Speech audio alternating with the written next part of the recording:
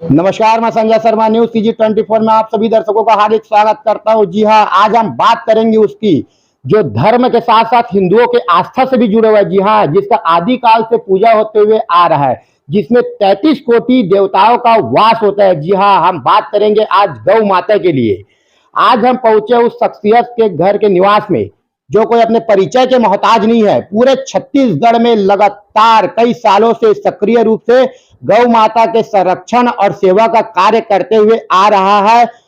जी हाँ, हम बात करते हैं उमेश बिसेन जी का, जो लगातार गौ माता के लिए अलग अलग क्षेत्रों में, चाहे पुलिस स्तर का हो चाहे तस्करी लोग से, लगातार उन लोग से भिड़ते हुए उन लोगों से गौ माता बचाते हुए आ रहे हैं। हम सबसे पहले सर, बहुत बहुत आपका स्वागत है न्यूज CG24 में। आपका बहुत बहुत स्वागत है आपका। धन्यवाद। आज हम बात करेंगे गौ माता के बारे में। जी हाँ, हम बताना चाहते हैं लगातार छत्तीसगढ़ में गौ सेवकों द्वारा सैकड़ों गाड़ी पिछले कुछ वर्षों में पकड़ाया गया है, जिसको लेकर प्रत्येक थाना में FIR दर्ज है, जिसमें सरकारी FIR अलग से है। आज हम बात करेंगे गौ सेवक से। जी हाँ, आज हम बात करेंगे उमेश बिसेन जी से। सर, छत्तीसगढ़ में जो छत्तीसगढ़ की मूल माता है कौशली गौ माता, उसकी क्या स्थिति है वर्तमान में? छत्तीसगढ़ की कोसली गौधन की जो स्थिति बहुत दुर्दशा है, बहुत ज़्यादा दुर्दशा है। इसलिए दुर्दशा है क्योंकि सबसे अधिक तस्करी हो रही है। लोगों ने सड़कों पे छोड़ दिया तो ट्रकों से अन्य माध्यमों से कुचला जा रहा है। दूसरा, जो शहरी क्षेत्र में जो कोसली गौधन है, वो पॉलीथीन, प्लास्टिक और अन्य कचरा तरल पदार्थ खा के लगातार मर रही है। शासन की योजनाएं बहुत अच्छी है और उसके लिए हम मुख्यमंत्री का स्वागत करते हैं। उन्होंने अपनी योजनाओं को प्रबलता से रखा, पर उसका इम्प्लीमेंट जो धरातल में होना चाहिए वो प्रशासनिक तौर पे नहीं हो पाया। इसलिए आज कोसली जो गौधन है, जो छत्तीसगढ़ की मूल जो कोसली, जो छत्तीसगढ़ की महतारी जिसे बोला जाता है, जिसके नाम पे कौशल्या माता का नाम रखा गया, वो कोसली आज विलुप्ति की कगार में है। आज वो मतलब ICU में कह सकते हैं कि है, और ये अंतिम पड़ाव में गौधन है। उसके बाद शायद कुछ समय बाद इस गौधन को हम किसी किताबों में ही पढ़ेंगे। लगातार गौ सेवकों के द्वारा 355 FIR कराया गया है छत्तीसगढ़ के अलग अलग थानों में तस्करों के खिलाफ में, जहां गौ माता को पकड़े हैं, जिसमें सरकारी FIR अलग से है पुलिस के द्वारा। इतना कार्रवाई करने के बाद भी अभी भी लगातार गौ तस्करी जारी है, इसका कारण क्या है? इसका मात्र कारण है जो प्रशासनिक जो रवैया होता है शासन का, वो ढिलमुल है। दूसरी चीज, जो किसान है वो गौधन को अब बोझ समझने लगे, वो आधुनिक खेती की तरफ अग्रसर हो गए। गौधन आधारित खेती का कम होना ये सबसे बड़ा कारण है गौधन की दुर्दशा का। हम गौधन आधारित कृषि, गौधन आधारित खेती, गौधन आधारित उत्पाद पे हम निर्भर थे। हम सिर्फ अब दूध पे निर्भर है। गौधन का जो गौमूत्र, गोबर के उत्पाद पे ध्यान देना छोड़ दिया। शायद अगर उस पर ध्यान देते, जैविक कृषि करते, तो सारा गौधन बच जाता। और गौधन का सबसे तस्करी का मेन कारण ये है गौमांस, जो भारत प्रथम श्रेणी में आज है, गौमांस बीफ के मामले में प्रथम है। और छत्तीसगढ़ में सबसे आसानी से गौधन उपलब्ध है। घर घर से मुफ्त में गौधन जा रहा है, और हर गांव में एक न एक तस्कर है, चाहे वो सरपंच के माध्यम से हो, चाहे वो प्रशासनिक माध्यम से हो, या कोई संगठन के माध्यम से। गौवंश तस्करी युद्ध स्तर पर पूरे प्रदेश में है, और सिर्फ इसलिए है क्योंकि गौधन की उपेक्षा हिंदू समाज कर रहा है। प्रदेश में कांग्रेस सरकार लगातार रेखा छेका योजना चला रहा है गौ माता को बचाने के लिए। उसको लेकर प्रदेश में क्या स्थिति है यह योजना की? रेखा छोका अभियान गलत योजना है, उसे तत्काल प्रभाव से बंद कर देना चाहिए। रेखा छूका के माध्यम से जो लोग गौवंश को उठा के गौठानों में कैद कर रहे हैं, गौठानों अधिकतर गौठान, कुछ गौठान छोड़ दें हम, तो अधिकतर गौठान तस्करी के बड़े केंद्र हो गए हैं। वर्तमान में अंडा थाने का एक अलबसर गांव है, वहां का मामला आया कि गौठान में गाड़ी आई, वहां के युवा बजरंग दल के लोग गए पकड़ने के लिए, गाड़ी खाली वापस ले जाना पड़ेगा। और वहां के युवाओं ने गौवंश को बचा तो लिया, पर गांव के लोग अब उस गौवंश को रखने, गौठान में न रख के, वो उन जो लड़कों ने तस्करी पकड़ी उन पे डालना चाह रहे। ऐसे हर जगह जहां पे अगर तस्करी ग्रामीण क्षेत्र का व्यक्ति अपने धर्म बचाने के कार्य करता है, वहां पे गांव के तस्कर वहां के लोग बरगला के वो गौधन उस सेवक जो वहां पे पकड़ने जाता है उसके ऊपर डाल देते हैं। क्योंकि गौठान में ही पूरे प्रदेश में नीलामी हो रही गौधन की, बाहर से तस्कर आ रहे, स्थानीय लोगों को स्लीपर सेल बना के गौवंश ले रहे और वो पहुंचा के दे रहे। गौठान अब तस्करी के केंद्र हो गए। रेखा छोका उसका एक बहुत बड़ा अभियान है।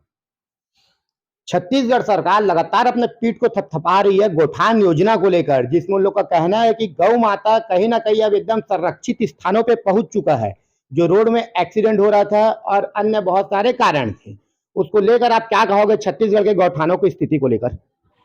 कुछ गौठान बहुत अच्छे हैं। मैं रायपुर के गौठान की बात करूँ तो थोड़ी व्यवस्थाओं का भले ही अभाव होगा, पर पूरी निष्ठा से काम कर रहे हैं उसको।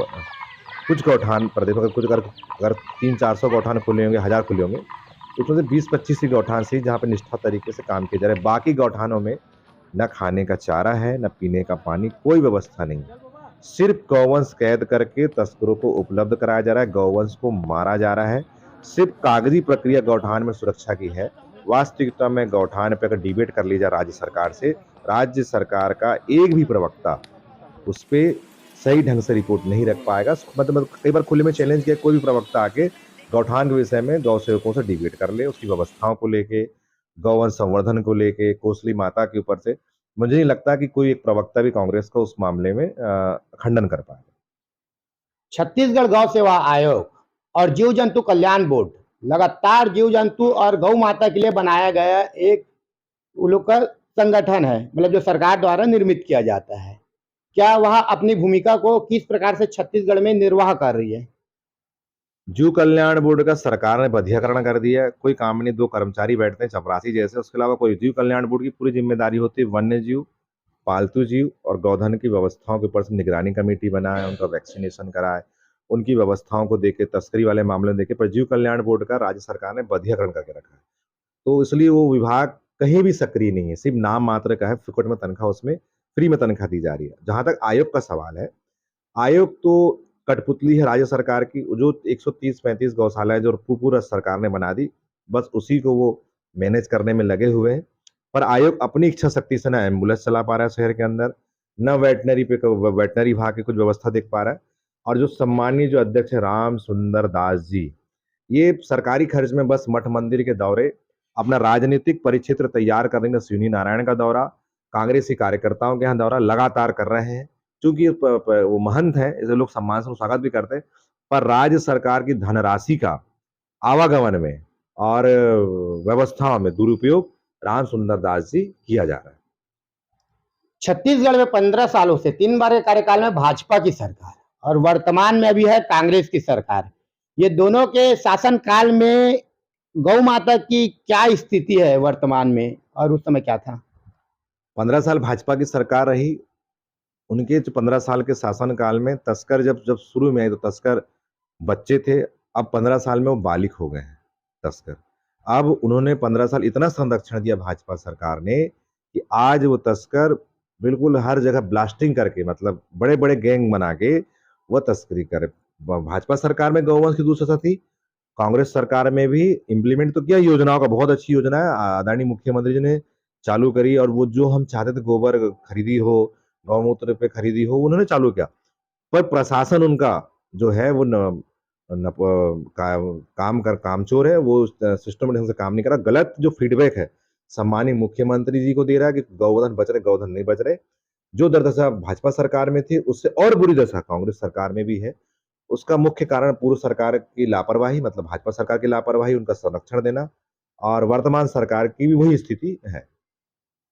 लगातार आपको गौ सेवा करते हुए, तस्करी पकड़ते हुए आपके और आपकी टीम को लगातार ऊपर से या कोई अन्य व्यक्ति द्वारा धमकी दिया जा रहा है, जिसका रिपोर्ट आपका पुरानी बस्ती थाना में भी किया गया है। क्या उसको लेकर आप क्या कहना चाहते हो? धमकी तो जो है, जो लोग दे रहे हैं लगातार, पहले भी दिए हैं, पूर्व में भी आई है, वर्तमान में भी आई है। धमकी देने वाले देते रहते हैं, हम भी बकाया शिकायत उसमें करते हैं। प्रशासन भी ये उसमें कार्रवाई के रूप में खानापूर्ति कर रहा है, क्योंकि वो जिस नंबर पे, जिस लोकेशन में घटना होती है, लोकेशन जानने के बाद भी आरोपी को पकड़ता नहीं, क्योंकि वो नंबर फर्जी होता है। क्योंकि जो लोग ऐसा धमकी देते हैं वो फर्जी नंबर देते हैं, जिससे सही लोकेशन पता नहीं लग पाता। पर हमारी उम्मीद है कि आज नहीं कल नहीं परसों जरूर वो आरोपी पकड़े जाएंगे, क्योंकि लगातार एक बार धमकी नहीं, 5 से 6 बार धमकी का प्रकरण हो चुका है। 2 तो मेरे स्थानीय थाने में दर्ज है, बाकी जिनगा से लेके अन्य थानों में भी शिकायत दर्ज है। तो आज नहीं तो कल नहीं परसों पकड़े जाएंगे। और कभी मान लो कोई घटना होती है मेरे ऊपर, अगर जानलेवा हमला होता है या परेशानी आती है, तो उसकी जिम्मेदारी प्रशासन और शासन की होगी। रायपुर में पूरा छत्तीसगढ़ भर में लगातार गौ माता के लिए और एवं अन्य जीवों के लिए हॉस्पिटल बनाया गया है, अलग अलग उपकरण लाए गए हैं, टेक्नोलॉजी लाया गया है। उसको लेकर हॉस्पिटल में किस प्रकार की इलाज मुहैया कराया जा रहा है, कुछ बताइए इसके बारे में। वेटनरी विभाग का 2 अस्पताल हैं छत्तीसगढ़ में बड़े, एक अंजोरा में, दूसरा रायपुर। रायपुर के लिए तो हमको लड़ना पड़ा, खुद को उद्घाटन करना पड़ गया और उस जिस सरकार ने उस अस्पताल को बनाई, उस अस्पताल को बनाने में 14 साल लग गए क्योंकि उसके वो भी लड़ने के बाद भी। उस और वेटनरी विभाग के जो डॉक्टर हैं, वो उसमें कुछ डॉक्टर बहुत अच्छे हैं जो लगातार वेटनरी विभाग को इंटरेस्ट से और एन्जॉय करके काम करते हैं। पर कुछ डॉक्टर इतने अपने क्लिनिक चलाने के चक्कर में वेटनरी विभाग के अस्पताल में काम नहीं करते, बहुत कम करते हैं और प्रयास करते हैं बहाना बनाने का। 2 अस्पताल है, बाकी पूरे प्रदेश में वेटनरी विभाग की स्थिति भी आईसीयू में कोई ढंग का अस्पताल नहीं है। 2 अस्पताल लड़ना पड़ा इसलिए यहाँ है, बाकी जगह वेटनरी विभाग का जो अस्पताल है वो खंडहर में तब्दील हो चुका है। वहाँ दवाइयाँ नहीं है, वहाँ एक्स-रे मशीन नहीं है, वहाँ पे सोनोग्राफी मशीन नहीं है, भर्ती करने की व्यवस्था नहीं है। अगर मान लो रायपुर में चलो हमने पंडरी की व्यवस्था है, वहाँ ले जा भी लेते हैं। बाकी जगह ले जाए कहाँ, तो रोड में मर जाता है। वहीं आईसीयू के पेशेंट को रोड में अगर इलाज करेंगे तो मरेगा ही मरेगा, उसको आईसीयू की व्यवस्था होना। तो वो गौवंश रोड में पड़े-पड़े मर जा रहा है, उसको इलाज नहीं मिल पा रहा, सिर्फ इंजेक्शन लगा, दर्द इंजेक्शन लगता है, बुखार का लगता है। पर जो भर्ती करके जो पोस्ट केयर होना चाहिए सिस्टमैटिक, वो व्यवस्था ना पूरा सरकार ने कर पाई, ना ये राज्य सरकार कर पा रही है। बहुत बहुत धन्यवाद आपका न्यूज़ सीजी 24 को समय देने के लिए आपका। धन्यवाद आपका। जिस प्रकार से आप देख सकते हो कि वर्तमान में गौ माता की जो स्थिति है, पूरा छत्तीसगढ़ भर में कहीं ना कहीं गौ सेवक लगातार गौ माता के संरक्षण के लिए लड़ाई लड़ते हुए आ रहा है। जहां उसकी जान माल को तो खतरा होता ही है, साथ में कहीं ना कहीं वो लड़ाई उसके परिवार तक का भी पहुंच रहा है। जी हाँ, दिया जा रहा है जान से मारने का धमकी, जिसका एफआईआर पुरानी बस्ती थाना में भी है। इसी के साथ ही छत्तीसगढ़ के गौ सेवा संगठन के कई व्यक्तियों को भी धमकी दिया गया है। इसको लेकर लगातार गौ माता के लिए अपना समर्पण करते हुए लगातार गौ सेवक संगठन और उससे जुड़े हुए व्यक्ति लोग माता को बचाने के लिए लगे हुए हैं। देखना यह है कि इसमें सरकार अपनी कौन सी भूमिका अदा करती है, क्योंकि कहीं ना कहीं गौ सेवकों का आरोप भी है कि सरकार अपने भूमिका से और जो गौ सेवा आयोग है उसके अध्यक्ष कहीं ना कहीं अपने कर्तव्य से पीछे हटते हुए नजर आ रहा है। अगर ऐसा ही चलता रहा तो क्या हिंदुओं के आराध्य, जो हिंदू जिसका पूजा करते हैं, जो गौ माता जिसको माता का दर्जा है, क्या उसको बचाने में सफलता मिलेगा? अब देखना यह है कि इसमें आम जनमानस की क्या राय है। ऐसे ही खबरों के लिए बने रहिए न्यूज़ सीजी 24 में। संजय शर्मा।